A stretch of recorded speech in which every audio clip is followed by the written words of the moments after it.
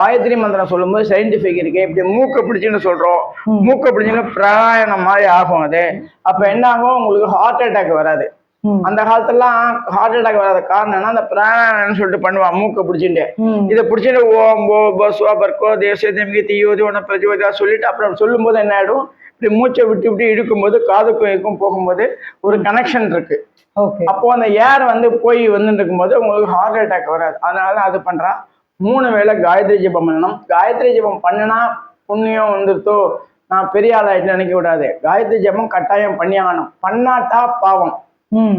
நான் எங்க அப்பா வச்சு 100 வயசு வரையும் சாதம் போட்டேன், அவளுக்கு எல்லாம் பண்ணினேன், நான் பெரிய தியாகினா தப்பு. அப்பாவுக்கு செய்ய வேண்டியது கடமை. உங்க அப்பா உன்னவளதான் நீ அதுக்கு பண்ற.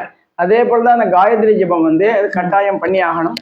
பூநூல் போட்ட குழந்தைகள் எல்லாருமே, இப்ப தெரியாதவாளுக்கு கூட சொல்றேன், பூநூல் போட்டுட்டேல்லாம் அந்த குழந்தை பார்பர் ஷாப்புக்கு போனான்னா திருப்பி ஆத்துல குளிக்கணும்.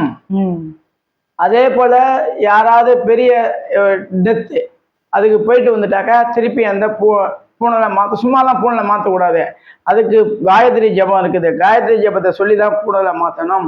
அதே போல தூரமனா கிட்டக்க தொட்டுட்டாலே அந்த பூனலை மாற்றி ஆகணும். திருப்பி சொல்ற மாதிரி இருக்கும், பார்பர் ஷாப் போனா மாற்றணும், டெத்து அது சாவு வீட்டுக்கு போனா மாற்றணும், தூரமனால தொட்டா பார்க்கணும்.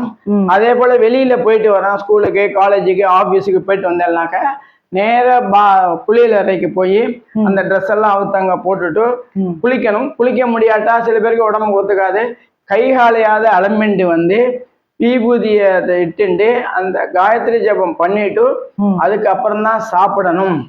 இந்த காயத்ரி ஜபத்தை கட்டாயம் பண்ண வைக்கணும். அப்படி பண்றதுக்கு வாத்தியார் கிடைக்காட்டா யூடியூப் சேனல்ல நிறைய இப்ப எல்லாம் வந்துருத்தோம். 4 வேதங்களுக்கும் தனித்தனியா வந்துருத்தோம். அந்த காயத்ரி ஜபத்தை பண்ணணும். காயத்ரி ஜபம் அவ்வளவு விசேஷமானது. இதை இந்த குறிப்பிட்ட வயதுக்குள்ள போட்டுட்டோம்னா ரொம்ப விசேஷம். அதனால இந்த பூனலை எல்லாருமே, அந்த பிராமணாலா பிறந்தவங்க எல்லாருமே காலகாலத்துல போடுங்க. எல்லாருமே வெள்ளி தட்டி, வெள்ளி பஞ்சபாத்திர தண்ணி, வெள்ளி சொம்பு கொடுக்கணும் அவசியம் கிடையாது. இருக்கிறவா கொடுக்கலாம், இல்லாதவா பித்தளையில போடலாம். 2வது பிராமண சங்கத்துல எல்லாருக்குமே ஃப்ரீயா போட்டு தரான். அங்க பக்கத்துல உள்ள பிராமண சங்கத்தை போய் நீங்க அணுகினேன்னாக்க உங்க பேரு நட்சத்திரம் கோத்திரம் எல்லாத்தையும் ரிஜிஸ்டர் பண்ணிட்டு வந்துட்டேன்னா அவளே சமஷ்டி பூனல்னு சொல்லுவா. இதை போடும்போது உங்களை கூப்பிட்டு வச்சு இதே மந்திரங்கள்லாம் கொஞ்சம் கூட மாற்றவே மாட்டா. இந்த பிராமண சமுதாயத்தின் மூலயமா இந்த பூனலை போட்டு வைக்கிறா. நிறைய நகரத்தார்களும் இதை ஒரு புண்ணிய காரியமா நினைச்சுட்டு, சாமி எங்க கோயில போட்டுங்க, அதுக்கு உண்டான செலவை நானே ஏத்துக்கிறேன் அப்படின்னு இந்த மார்வாடிஸும் நகரத்தாரும் அதை சேர்த்துக்கிறாங்க.